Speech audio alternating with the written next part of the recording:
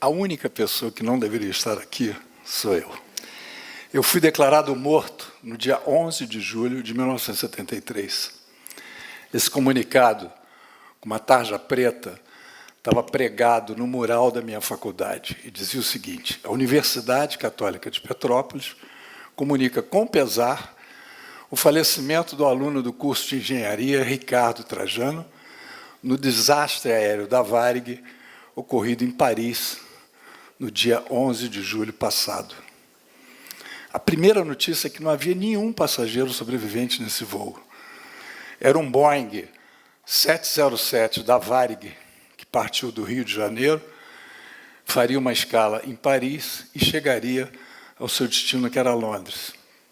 Os jornais já tinham publicado a notícia, as rádios, televisão, e foi essa notícia que a minha família recebeu. Foi uma tragédia. 123 mortos, e era desesperador, porque meu pai já estava encomendando o meu sepultamento, e minha mãe, por motivos não naturais, não acreditava. Mas, como vocês estão vendo, eu não morri. Eu fui o único passageiro sobrevivente nesse voo. Eu costumo dizer que eu estou no lucro e no crédito da vida há muitos e muitos anos. Mas eu não apenas sobrevivi. Eu comecei a pensar muito sobre a vida, sobre os meus relacionamentos e, principalmente, nos valores de vida. Eu tinha 21 anos, era a minha primeira viagem, meu sonho era conhecer Londres. O avião lotado, o voo tranquilo, faltando cerca de 5 minutos para chegar na escala em Paris, no aeroporto de Orly. Eu estava sentado lá atrás, lá no fundo, na penúltima fileira, e atrás de mim começou uma fumaça pequena na projeção do toalete. O comissário foi lá, e eu, por puro instinto, impulso, tirei meu cinto e fui andando para frente. Todos os passageiros permaneceram sentados, e quando eu cheguei lá na frente, lá não tinha ainda o menor sinal de fumaça, o comissário-chefe me viu e me deu uma bronca. Falou: pô, garoto, o que você está fazendo aí em pé, cara? Você não está vendo que o avião está chegando, cara? É proibido você ficar aqui. Volta imediatamente para o seu lugar. Eu olhei para a cara dele, parecia que ele não estava falando comigo. Na verdade, eu desobedeci literalmente a ordem dele, eu transgredi e continuei andando. Cheguei lá na frente, tinham 2 comissários na divisória da cabine, em pé, desesperados, gritando, porque a fumaça ela foi muito rápida, ela já tinha tomado conta de todo o avião, ela estava lá na frente também, e era uma fumaça negra, preta, tóxica, densa, parecia fumaça de pneu queimando, sabe? E aí, quando eu fui ver os comissários novamente, não consegui vê-los. Muito escuro, e percebi que eles tinham parado de gritar, provavelmente já estavam morrendo. E eu fiquei encostado na divisória também, não enxergava um palmo na minha frente, parecia que eu estava debaixo da terra, e aí me veio a sensação da morte. Veio um flashback na minha cabeça, aquele filme, em fração de segundos, eu me despedindo da vida, meus amigos, minha família, e senti a morte me abraçando. Nesse momento, o avião inclinou muito, e eles estavam procurando, na verdade, um pouso para fazer, porque se eles continuassem até o aeroporto, provavelmente ele poderia explodir no ar, e a cabine de comando já estava cheia de fumaça também, eles não enxergavam mais os instrumentos. E aí, de repente, fizeram um pouso forçado numa plantação de cebolas, e assim que eles fizeram o pouso, pararam o avião, eu apaguei, perdi os sentidos, e o teto todo do avião foi caindo em chamas. Aquelas placas, aquela fuselagem do avião, do teto, foi caindo em cima de todas as pessoas, carbonizando todas as pessoas, queimando todas as pessoas, e caiu uma placa grande nas minhas costas. Eu estava desacordado, não sentia. E aí eu queria abrir só um parênteses para contar uma coisa. Há uns anos atrás, eu encontrei com um amigo meu. Ele tem um lado espiritual fortíssimo, ele lê muito. Ele é um cara fora da curva. E aí ele queria saber esse momento de aflição que eu passei, que eu falei há pouco para vocês, e falei, puxa, eu senti a morte me abraçando. Ele falou, Ricardo, não era a morte te abraçando, cara, era a vida te protegendo. Cara, eu dei um abraço nele, emocionado. Falei, cara, eu fiquei esses anos todos pensando que era a morte me abraçando. Você vem aqui, me desmonta, me fala a pura realidade, cara. Era a vida me protegendo. Que coisa mais linda. E aí eu dei entrada no hospital, cheguei no hospital sem roupa e me confundiram com um comissário, Sérgio Balbino. Meu porte físico era muito parecido com o dele. Então, eu era o Sérgio Balbino e o Ricardo tinha morrido. Primeira notícia que foi para o Brasil foi essa. Minha família desesperada. E minha mãe era a única que acreditava que eu estava vivo. E aí eu fiquei 30 horas em coma. Nesse período todo que eu fiquei em coma, pedi uma folha de papel e uma caneta, e eu, desacordado, com uma letra tremida de criança, coloquei o nome do meu pai, telefones, endereço. Eu psicografei esse bilhete, eu estava desacordado. Os caras pegaram esse bilhete, foram na lista de tripulantes, não achavam o meu nome. Aí foram na lista de passageiros, apenas para dar uma checada. De repente, vi meu nome lá, Ricardo Trajano. Mas como? Como que esse cara passageiro estava lá na frente, junto com os comissários? E os passageiros todos sentados, mortos nas poltronas? Imediatamente, a Varig liga lá para casa. Olha, nós queríamos comunicar que seu filho, meu pai atendeu o telefone. Nós queríamos comunicar que seu filho está mal, mas está vivo. Gente, de um velório que estava lá em casa, virou uma grande festa. Minha mãe levantou do sofá, apontou para todo mundo e falou, não falei que meu filho estava vivo? Cara, aí eu acordei depois dessas 30 horas que eu estava em coma, acordei no hospital, não entendendo absolutamente nada, todo entubado, sentindo muita dor nas costas. Olhei para as minhas costas, toda queimada, minhas nádegas, minhas coxas, tudo queimado. Cara, a primeira reação que eu tive foi olhar para as minhas mãos, colocar a mão no rosto para ver se estava queimado e examinar meu amigo aqui. Olhei, levantei, estava tudo bonitinho no lugar. Falei, porra, beleza! Gente, foi um porra, beleza, na hora. Me soou tão lírico. Foi tão espontâneo, sério, que foi o momento inicial de todo um pensamento, uma energia positiva que caminharam comigo ao longo de toda a minha difícil e lenta recuperação. Quanto ao meu estado de saúde, os médicos não me davam uma semana de vida. A minha primeira radiografia é como se fosse um atestado de óbito, radiografia de pulmão. Mas desde os primeiros dias de internação, e já muito debilitado, eu procurava extrair, dentro daquele ambiente pesado, conturbado, que era um CTI, as coisas boas que me rodeavam. Eram coisas aparentemente banais, mas carregadas de uma força, de uma energia, de um otimismo, que me alimentava enormemente e que me davam forças para lutar pela vida que parecia estar próxima do fim. E essas coisas eram coisas tipo, meus pais faziam cartazes, faziam frases escritas com caneta pilô, entregavam para a enfermeira, eles não podiam entrar no CTI, a enfermeira mostrava aquelas frases para mim. Vamos lá, Ricardo! Força, Ricardo! Ricardo, você vai sair dessa! Frases bobas, na verdade, mas que para mim ali, naquele momento, eram frases cheias de energia, fé, esperança. Cara, eu ficava esperando todo santo dia ela chegar com uma frase dessa diferente para mim. Ficava contando as horas no relógio.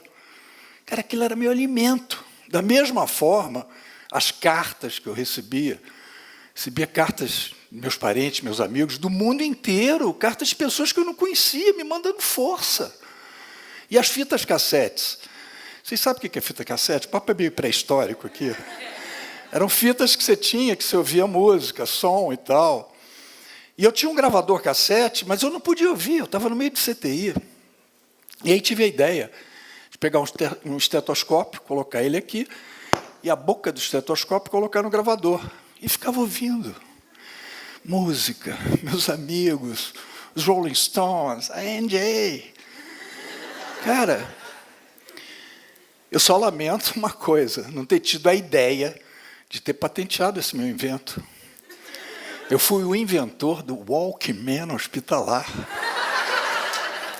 De todas essas coisas que eu falei para você agora, para vocês, eu chego à conclusão que nós somos seres essencialmente simples. A nossa natureza é simples. Não importa o quanto você tem, o quanto você é. Ou se vier aquele cara para você e fala, pô, meu amigo, você sabe com quem você está falando? Isso não vale nada, absolutamente nada. Nos momentos mais difíceis, importantes da nossa vida, a simplicidade é tudo. A nossa essência é simples. E aí, fiquei 3 meses hospitalizado. Foi um processo lento e gradual, emagreci cerca de 15 quilos. 6 meses depois eu tinha voltado para a faculdade e jogando basquete. E o mais importante, não fiquei com nenhum tipo de sequelas, mas me faltava uma única coisa: terminar a minha viagem que foi interrompida.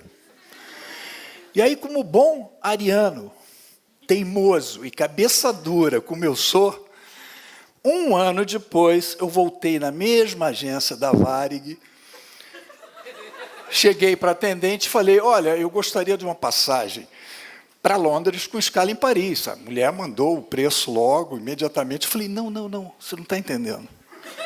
Sabe aquele acidente que teve há 1 ano atrás, que sobreviveu apenas um passageiro? Esse passageiro sou eu. Você não acha que a Varig... Eu paguei a minha passagem cash, ida e volta para a Varig, não cheguei nem na primeira escala da ida. Você não acha que a Varig tinha me dado outra passagem? Ela regalou os olhos e falou, mas foi você? Me deu um abraço super carinhoso. Eu sei que minutos depois eu já estava com a passagem no bolso. A Varig me deu outra passagem. No dia do embarque, eu embarquei com um grande amigo meu, Maurício Valadares. E a Varig soube que nós íamos embarcar e imediatamente nos deu um upgrade, não é isso que vocês falam? Uma primeira classe. E aí, já dentro do avião, eles serviam para a gente, antes do avião levantar voo, eles serviam para a gente uísque, caviar, champanhe, vinho. E nós tomando todas. Quando o avião decolou, o Maurício, já mamado, calibrado, falou para mim, ô Ricardo, é o seguinte, se você levantar daí, mesmo que você for no banheiro, eu vou atrás de você. Gente, de todos esses estudos, essas estatísticas que eu vejo, a probabilidade de acontecer um acidente aéreo é mínima. É de 1 acidente para cada 3 milhões de voos. Ou seja, eu pego uma pessoa, coloco ela para viajar todos os dias dentro do avião, ela vai precisar de 8.100 anos para que aconteça um acidente com ela. Mas eu estava num desses voos. E as pessoas me perguntam, algumas, pô, Ricardo, mas que destino? E eu prontamente respondo, falo, gente, destino, nós construímos nosso destino, cara. Eu escolhi minha passagem, escolhi a companhia aérea, escolhi o dia do voo, escolhi o lugar que foi vital para mim, uma sucessão de coisas do qual eu fui o protagonista. O que eu quero dizer para você, meu amigo, não adianta você ficar em casa, de braços cruzados, esperando a vida, sabe, acontecer alguma coisa. Ou lá numa praia, debaixo de um lindo coqueiro, esperando as coisas caírem do céu. O máximo que vai cair é um coco na sua cabeça. E as pessoas que acreditam que o destino já está traçado, gente, elas olham para os 2 lados antes de atravessar a rua. Portanto, eu não me vitimizo, jamais me vitimizei. Tem um pensamento que eu adoro, que diz o seguinte, Nunca se dê por vencido, porque quando você pensa que tudo acabou, é o momento onde tudo recomeça. E muito em cima disso, eu tenho certeza absoluta que é possível recomeçarmos a vida após uma queda, literalmente que aconteceu comigo, após um trauma, após um fracasso, até mesmo após uma perda. Eu, Ricardo, vivo o presente. O passado para mim já foi, já era, não volta mais. O futuro, eu não sei o que vai acontecer, eu não sei o que vai acontecer amanhã comigo. E eu achava que a felicidade, a minha felicidade, estava lá junto com o futuro. Eu comecei a perceber que a minha felicidade está aqui, cara, está aqui nesse momento, está aqui dentro de mim. Ser feliz não é eu ter uma vida perfeita ou quase que perfeita. Felicidade é só questão de ser. Quando eu estava no hospital, eu procurava tomar o meu melhor remédio todos os dias, a minha superdose diária, que eram aqueles cartazes dos meus pais, aquelas fitas, aquelas cartas. Eu canalizava aquilo tudo para um pensamento só. Eu vou sair daqui, eu tenho que sair daqui. Sabem para que eu queria? Para dar um abraço e um beijo nas pessoas que eu mais amava. Cara, isso era meu combustível de vida. Isso era tudo para mim. Hoje eu já sou um sessentão. Eu era um engenheiro civil, agora sou engenheiro civira. Trabalho com comércio, tenho que matar um leão todos os dias, mas não desisto. Procuro manter o foco, ter atitude e tocar essa vida, gente. Essa vida, que isso aqui é um grande palco. Isso é um grande palco. Nós somos os atores. Eu ia adorar se tivesse 2 atos. Um para eu poder interpretar, outro para poder ensaiar. Ia ser ótimo, né? Mas a cortina, cara, ela só se fecha uma vez. E acabou o espetáculo. A nossa edição é limitada. E avisa para aquele senhor que gosta de botar o dedo na frente e falar: você sabe com quem você está falando, lembram? Avisa para ele que ele não leva nada dessa vida. Muito menos a sua arrogância. Eu queria contar um caso que me marcou muito, e me emocionou muito. O caso recente foi com relação à minha mãe, aquela velha guerreira, que sempre acreditou que eu estava vivo. Mamãe faleceu há 2 anos e meio atrás, aos 96 anos de idade, lúcida até o fim. E nos últimos 2 meses de vida dela, ela passou no hospital. Ela morava no Rio, eu moro em Belo Horizonte. Sempre que eu podia, eu ia lá visitá-la. E numa das últimas vezes que eu estive com ela, ela chegou para mim, me deu um beijinho, me despedi. Eu falei... Ela falou assim: Ricardo, não vai embora não, quero falar uma coisa para você que eu nunca falei na época do seu acidente. Eu falei: mas o que foi, mamãe?